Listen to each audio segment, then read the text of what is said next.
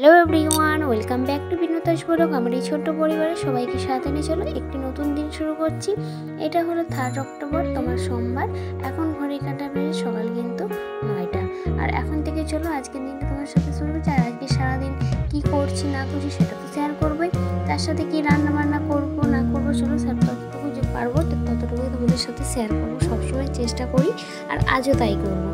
এখানে চলো সকাল সকাল তো দেখতে পেলে ওদিকে আচারে সব নিয়ে চলে এসে, আর ফ্রিজে এই গতকালে মাছগুলো ছিল সেগুলো বের করে নিয়ে এসে এখন নর্মাল টেম্পারেচারে রাখবো, তারপর ওদিকে রান্না করবো।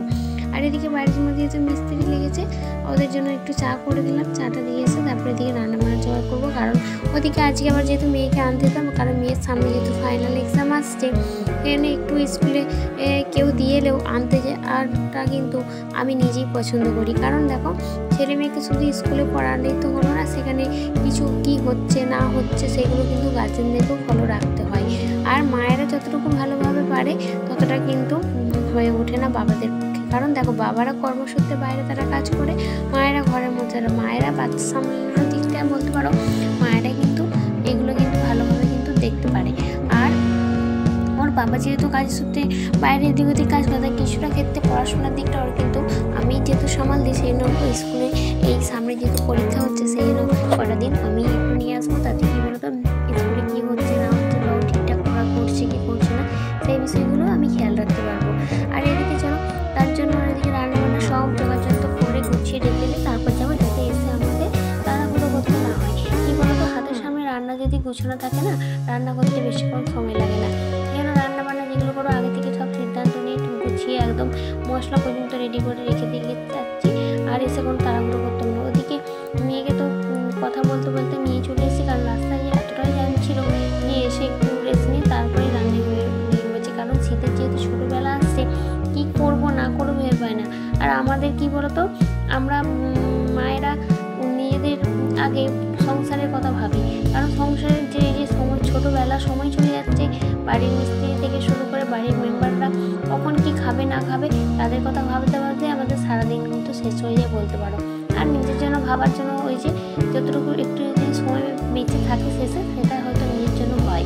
কিন্তু এই যে শীতকালে ছোটোবেলা আসছে, কখন যে কী করবো না করবো এত সময় ভেবেই মাথা কাজ আছে। কিন্তু খুব বেশি কাজ করে সেই যে মনে হয় নিজের ঠিকভাবে নিঃশ্বাস নেবার সময় হয়ে উঠছে না। সেই জন্য হাজার ব্যস্ততার মাঝেও যতটুকু বাড়ি নিজেকে সময় দেওয়ার চেষ্টা করি বা নিজেকে একটু হ্যাপিয়ে রাখার চেষ্টা করি। কী বলতো আমরা মেয়েরা বলো যে কোনো মানুষই বলো না কেন, তোমার একটু গান শুনলে বা নিজে একটু সাজগোজ করলে বা নিজে একটু বাইরে বেরোলে যে একটু মাইন্ড ফ্রি হয়, আর মাইন্ড ফ্রি থাকলে কিন্তু একটু হ্যাপি ফিল হওয়া যায়, তাই না? তাই এদিকে চলো রান্নাবান্নাগুলো বসিয়েছি, বসে ওদিকে পটল আলুটা করবো আর চিংড়ি মাছ সেই জন্য ভালো করে মশলাটা কষে নিচ্ছি, কষে নিয়ে আর এদিকে তারপর পটল আলুটা আগে থেকে যেহেতু ভেজে রেখেছি সেই জন্য মশলাটা একটু কষানো হয়ে গেলে তেল ছেড়ে দিয়ে তার সঙ্গে পটল আলুটা দিয়ে দেবো, দিয়ে তারপরে এবার কষবো ভালো করে। আর কি বলতো পটল আলুই বলো মাংস বলো যে কোনো এরকম আদা রসুনের পেস্ট দিয়ে একটু কষানো রান্নাই বলো না কেন, যত কষবে তত কিন্তু খেতে স্বাদ হবে। এই কথাটা সবসময় কিন্তু আমাকে কেউ একজন বলতো যে রান্না কী বলে এইসব রান্নার যত মশলা কষবে বা যত সবজির মধ্যেই বলো বা চিকেনের মধ্যে যত মশলা সেটা ভালোভাবে যাবে তত কিন্তু সেই রান্নার স্বাদটা কিন্তু বাড়ে। সেটা যে কোনো রান্না খেতে হয়, যে কোনো রান্না ভালোবেসে যদি করো না সেই রান্নার স্বাদ কিন্তু অবশ্যই পাওয়া যায়। তাই ভালোবাসা কখনো ভালোবেসে যে কোনো জিনিস করলে সেই জিনিসটা কিন্তু সবসময় দেবে স্বাদটা পায়।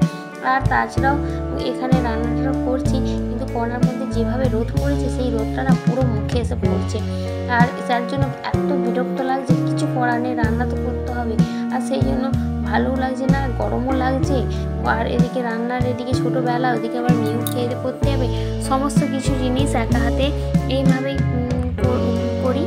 আর এখানে করতে করতে এদিকে ভাতটাও হয়ে এসছে। আর তোমাদের কাছে প্রত্যেকবারের মতন ছোট্ট রিকোয়েস্ট বন্ধু, যে সমস্ত বন্ধুরা আমার চ্যানেলে নতুন আছে তোমরা যদি আমার ভিডিও ভালো প্লিজ চ্যানেলে সাবস্ক্রাইব করে লাইক করে পাশে দেখো, এবং কি কতদিন দেখছো আমার ভিডিওটা সেটাও কিন্তু অবশ্যই জানিও। এবং যদি কোনো ভিডিওর মধ্যে ভুল হয়ে থাকে অবশ্যই ছোটো বন্ধু বা বন্ধু করে ক্ষমা করে দেবে। ওইদিকে চিংড়ি মাছের পটল আলুটা একদম একটু নামানোর সময় একটু ঘি আর গরম মশলা দিয়ে দিয়েছিলাম, দিয়ে নামিয়ে নিয়েছি। আর খেতে কিন্তু দুর্দান্ত টেস্ট হয়েছিল। এটা ভাইয়ের মতো দুবেলা হয়ে যাবে। আর তার সাথে এই দুপুরের মেনু হলো তোমার ওদিকে ভাত, তার সাথে একটু ডাল রয়েছে, আর এটা হচ্ছে বড় পুঁটি মাছের ঝাল, উচ্ছে আলু ভাজা, টমেটো হলো